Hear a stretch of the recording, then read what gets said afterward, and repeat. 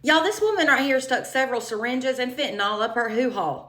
Yes, she sure did. So a Florida woman was arrested recently after fentanyl and syringes were found inside her person, for lack of better words. 34-year-old Jessica Reno here is accused of several charges, including smuggling a controlled substance and possession of fentanyl. But the underlying incident wasn't drug related at all. So on June 15th, Jessica was reportedly pulled over for a mismatched license plate. The plate was assigned to a Ford car, but it was attached to a Chevy truck.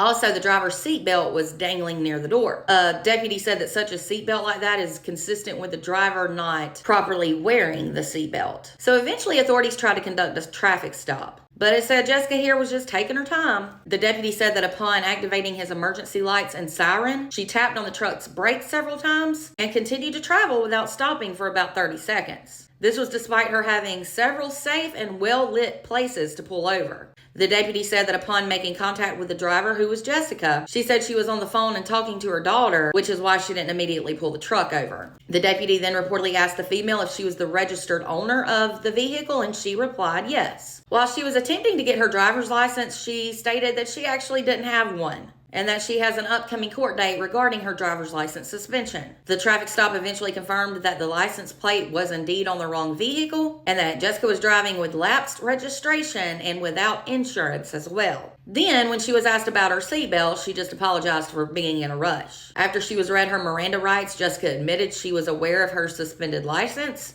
and that she had an upcoming court date after she was previously caught driving. She also then reportedly admitted that she used her friend's license plate after her own license plate blew off her truck about 6 days prior to getting pulled over. Then came the drug component of the incident. She was then placed under arrest for all these criminal charges, the driving charges I told you about. Then a female deputy was requested to perform a search incident to arrest. During that time, it was explained to Jessica that if she had any other contraband on or inside her person, she would face more criminal charges if it was located in an inmate facility. Well, she says she didn't have anything.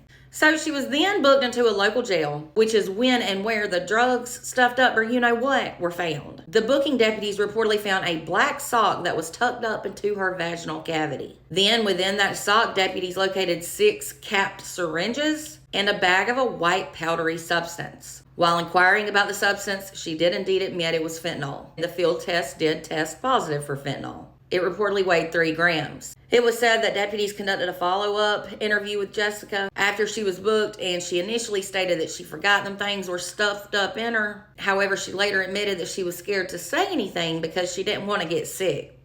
What? Sick. So she then admitted it was fentanyl at that time and said she purchased it on that day she was arrested. She was ultimately booked on multiple drug and driving related charges. And on Tuesday, she posted a bond of $11,500. Y'all, I swear people never cease to amaze me. She's lucky she isn't dead, because of all that stuff gone up in her system, being tucked up there like that, she could have. If that bag had leaked or anything like that. I just don't understand. Let me know your thoughts in the comments. For more true crime, be sure to follow and subscribe if you're over on YouTube.